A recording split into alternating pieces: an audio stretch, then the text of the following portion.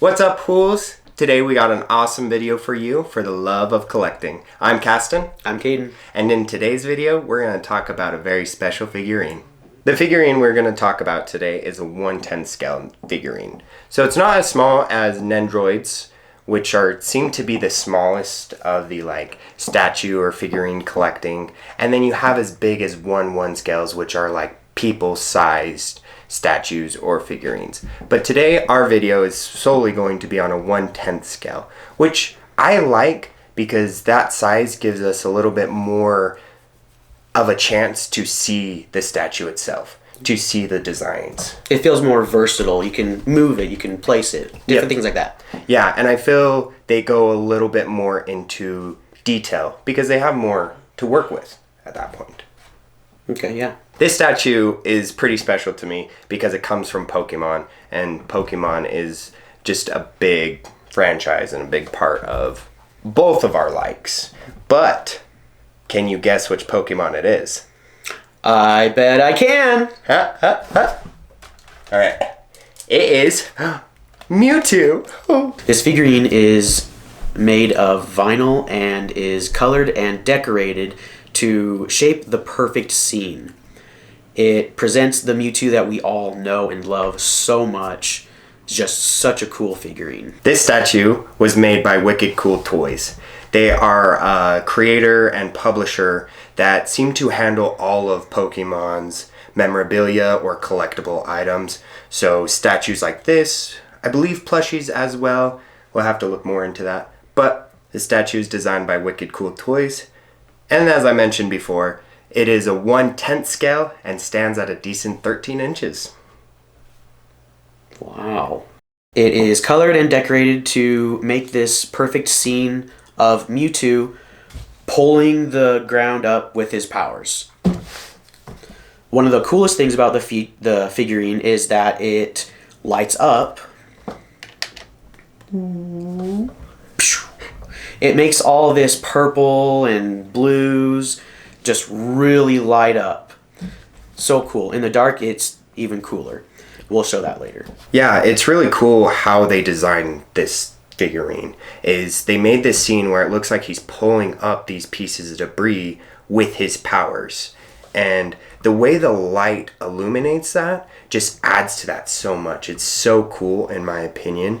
And it's one of those statues that to me, it feels like an intermediate statue. It's not necessarily a high-end one where you would have it as necessarily like a centerpiece or want to put it in super protective casing or anything. But it's not the small end where it feels like you got it from just like a little candy toy machine you put a quarter in, you know. Like, I know those are drastic, but I feel this is a very good intermediate statue. One that doesn't break the bank, but also gives you enough value in it to look cool and be a piece that you're proud to have in your collection. Definitely. So specifically my favorite part of this statue, why I felt like I needed to have it in my collection or just have it, because I'm like a klepto like that, but is Mewtwo himself. All the smoothness and the colors of Mewtwo just make me so happy. Like, smooth things make my smooth brain happy. We're just one, you know.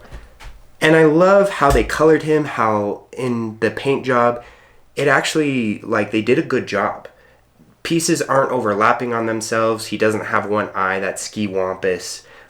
They took their time and actually made a good piece. Especially with Mewtwo, where he's the focus here. Mm-hmm. So, Caston's favorite part was how smooth everything looked. I'm a little bit on the opposite. I like how rough and amazing and explosions kind of are going around everything. One of my favorite parts, though, is specifically the debris floating up. It kind of gives it that look that Mewtwo himself is pulling it up with his orbs of power using Psychic or something like that, and showing all these little tendrils of electricity or power, or whatever it is, kind of going around his tail, all the way down, back down to the rocks and debris itself, emanating from the bottom, going up to his balls of power. It's really cool. Yeah. You know what's funny is that I said Psychic wrong all my childhood. I always said physic. I'd always be like, I'm going to use a physic move. Physic. And then I said it in front of somebody and they were like, don't you mean psychic? And I was like, no. Like, I was so self-conscious about it. And I still find myself saying physic instead of psychic sometimes. Psychic. Yep. And another thing about this statue is that growing up, Pokemon was a very core experience for me. I mean, being a 90s kid, it was everywhere. It just became ingrained in our childhood, you know, Saturday morning cartoons, the video games, and especially the movie. Like, I remember watching that movie and being enamored with Mewtwo. Like, I thought it was the coolest movie ever, and I think that's where he gets a lot of his love in the community from. So when they make statues like this, I feel like it's an homage to those first movies, to the beginnings, you know? Yeah. Okay, Hools, we will stop talking about this statue now and let you guys have a look at it and get a better acquaintance with it. Thanks, and remember, we do it for the love of collecting.